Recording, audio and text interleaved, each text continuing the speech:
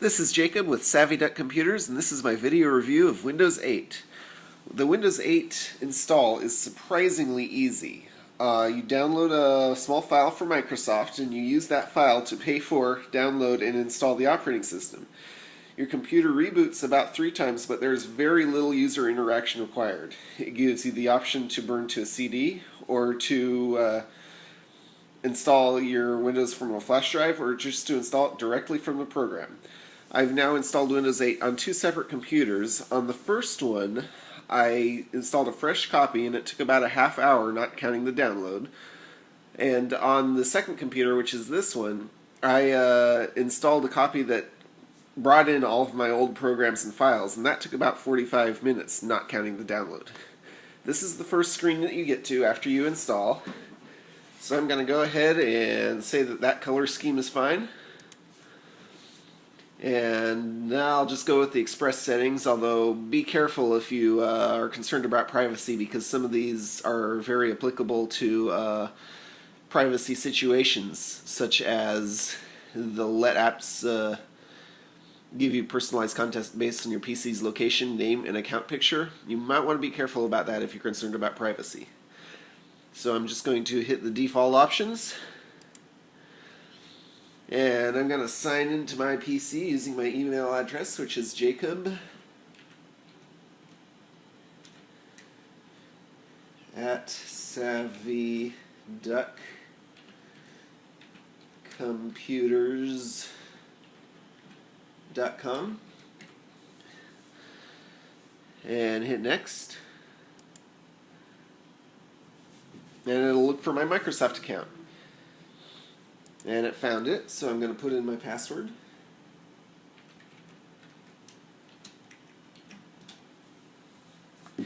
And this happened with me before. For some reason, it doesn't like my Microsoft account to sign into my PC.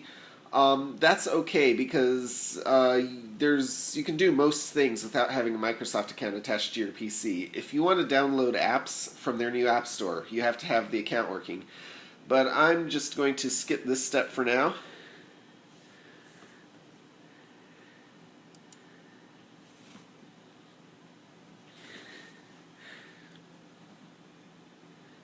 And it gives you a little spiel about Windows while they're finishing the install.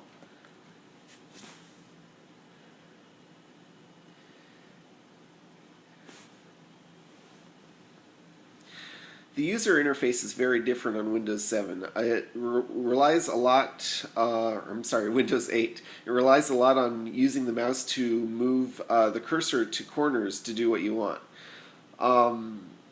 This is because Microsoft has decided to make a user interface that is identical or close to identical between a standard keyboard and mouse computer and a tablet. And with a tablet, you would normally be using a touch screen and maybe have a couple of buttons to work with. So the moving the mouse to the corners is the standard keyboard and mouse computer way of doing these things that you would do other ways on a tablet. So as you can see, the main screen has come up, and if we move the mouse to the corner, you can see it has the options. You can search for just about anything. You can look at your devices and, for example, set them up. You have default mail, calendar, contacts, messaging programs, weather, all sorts of things that you can do with this. As you can see, it's imported a lot of my old programs, and some of these are the default Windows 7 programs that I didn't really use anyway. So what I'm going to do is remove those, and to do that, you right-click on the program, and it shows a list of options at the bottom. So I'm going to say unpin from start, which is what this called, is the start screen. And it clears it, and I'm just going to do that a few more times for programs that I don't really use.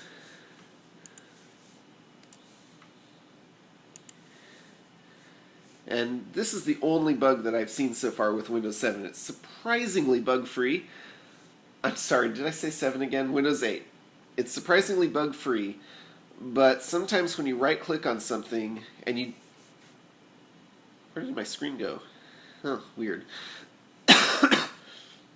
Sometimes when you right-click on something and don't go directly down to the bottom of the screen to use its options, the screen goes blank. So to correct that, you just click anywhere in the screen to make it go away, and try again.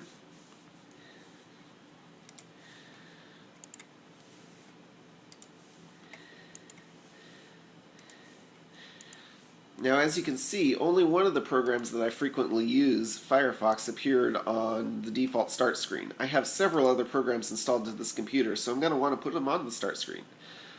So what I use is the desktop interface. Now this, if you click on this desktop interface, it will take you to a style of interface very similar to Vista. It will show your old desktop picture. I didn't have one, so it's gone to the default. And it will have all your icons where they normally were before. The only big difference is you won't see the start menu. To get back to the start screen, you either go to the corner of the screen with your mouse and click on the start screen, or you use the Windows key on your keyboard. And that Windows key will get you back to the desktop too. So I want to add some of these other programs that I use to my start screen, like LibreOffice Writer. So I right-click on it and pin to start. And I'll do that for a few more programs.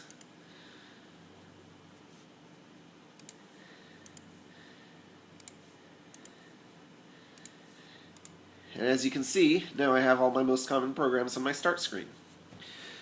So Microsoft has added a number of new enhancements to this operating system, such as the Microsoft Store. And there aren't a whole lot of apps in the store yet, but there's more being added every day, and I'm sure, being Microsoft, everybody will want their app up on the store. So it shouldn't be long before we see a wide plethora of apps on the Microsoft Store. But you got the main things. You got Netflix and Hulu and Skype and Fruit Ninja.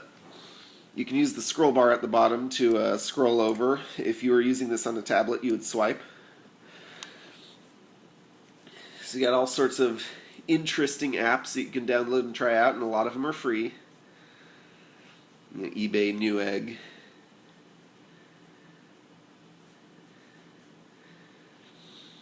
Got a Mars rover app there. That's fun. So I'm going to hit the escape key to get out of this. Apparently it's not the escape key. Oh yes! I'm used to doing things the old way. The new way is drag your mouse to the corner of the screen and go to the start screen. It's even a learning curve for me. So, if you want to look at maps, for example, it'll show you the map, and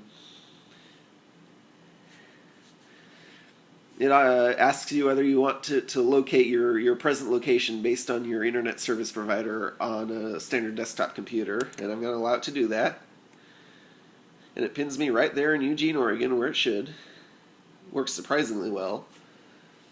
So I'm going to go back to the start screen and look at weather. It defaults to London for some reason, but I'm going to let it use my location. And there it goes to Eugene. 59 and cloudy. Surprise, surprise. So I'm going to go back to the start screen. And all of this stuff is very useful, very quick to look at and find what you want. I'm actually fairly impressed by this interface. There are, however, a few things that are difficult to find. So, for example, your control panel. Let's say your computer keeps going to sleep and you want it to go into your sleep mode. Well, normally you would move your mouse to the corner of the screen, the right corner, and go to your settings to find what setting you'd want, and change PC settings. But as you can see, there are no display settings here, which seems strange.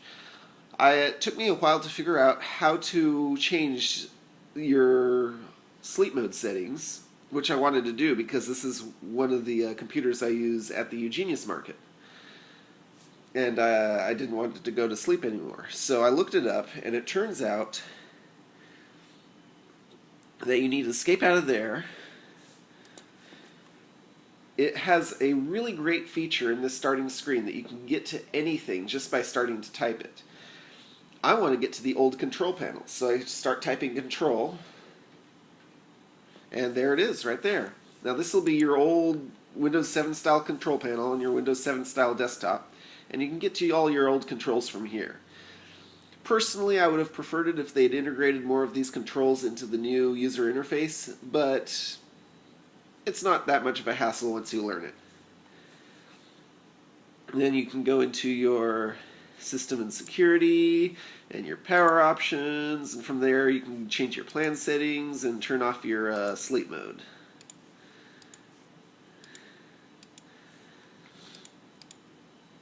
And there you go. Now, the only other thing I was really confused about offhand when I started using this computer was how to turn it off. There's no off switch, and there's no start menu that you can use to use the shutdown button on. It's not that obvious, but I found it, and this is where it is. You scroll over to your right again, and go to your settings again, and click on the power button, and that's where you shut down. Now, I have noticed that Windows 8 significantly increased the speed of shutdown and startup for me. It increased it by about 20 to 25%. So now my computer is completely off, and I turn it back on.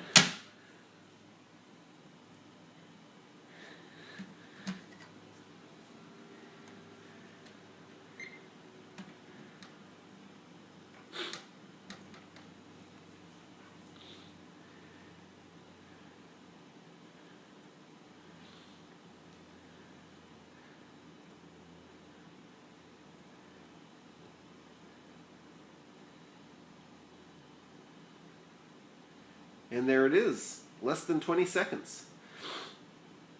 So, that's my review.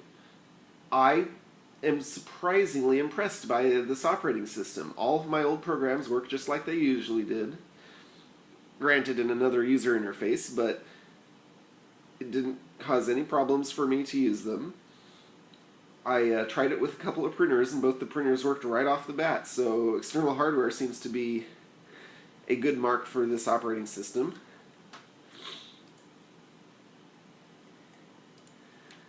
So I'm going to surprise myself by saying, if you're a home user and you want to try it out, go ahead. It seems to be ready. It seems to be very polished.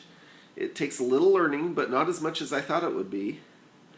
So the only place I'd be concerned is if you're an Office user. You'll wait a little bit before upgrading. There might be bugs that I haven't seen that need to be worked out. It's best to be safe rather than sorry when you're using your computer for a business. But other than that, go for it. It's great. And if you bought a computer between